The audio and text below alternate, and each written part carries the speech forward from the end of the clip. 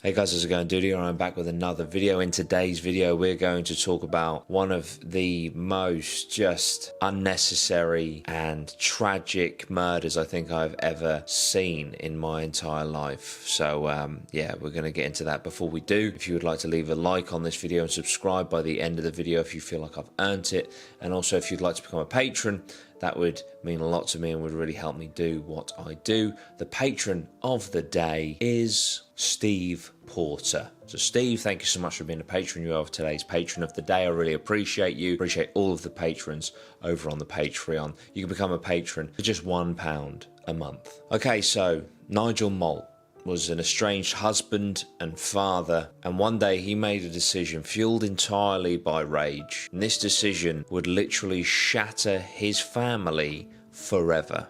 Nigel was estranged from his family due to violence, drink and drug abuse. Last April, his wife moved into a separate home because Nigel assaulted her. His wife reported him to the police in April of 2021 for that assault. He was arrested but eventually released on bail with the conditions that contacting his daughters and his estranged wife was completely out of the question. You are not allowed to contact them because obviously, you know, the reason you're here is because of the abuse that you have given them. Now, being estranged from his family caused the rage and anger and resentment and bitterness inside Nigel to increase and increase and increase until one day it boiled over. So one night, Lauren Malt, just 19 years of age, was forced to try and stop her father from attacking her boyfriend Arthur with a crowbar. Now,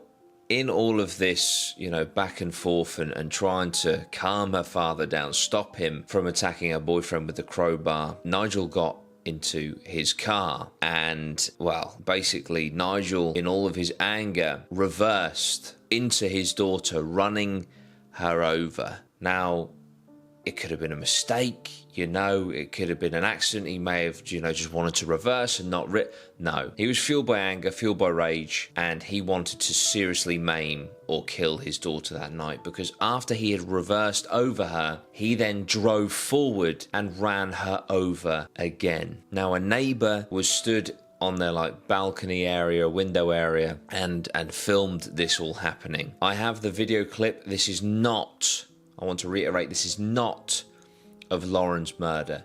This is the few moments before her father reversed the car. Take a look.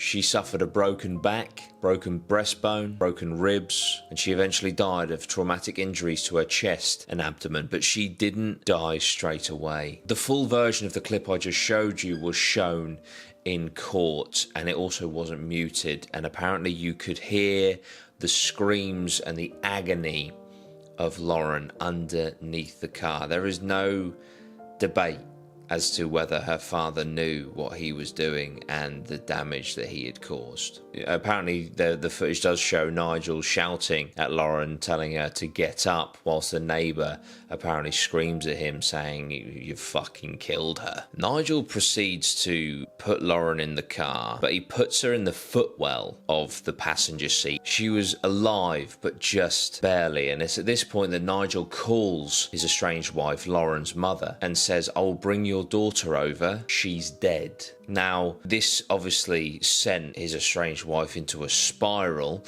and, you know, she was screaming at him, "Your witch daughter," because she has more than one daughter, but he just wouldn't say anything. But she did think, you know, he is driving her over, so maybe she's okay. Maybe he's exaggerating, maybe he's being a dickhead, you know, maybe he's just drunk again or on drugs. But then Nigel pulled up to where Lauren's mother was, and she said in court, "When his car arrived and I saw inside the door, the feeling of dread started to come over me. I just knew she wasn't going to make it. Lauren was stuffed in the footwell. Apparently Lauren's mother felt absolutely sick at the sight of Lauren stuffed in that footwell and in the state that she was in. She said, I couldn't believe she had been stuffed down there. Seeing her in that position for me was worse than knowing she had been run over. She will forever remember that night and think about the what if, including what if she had left the relationship sooner. Lauren went on to die of her injuries. Nigel, the father,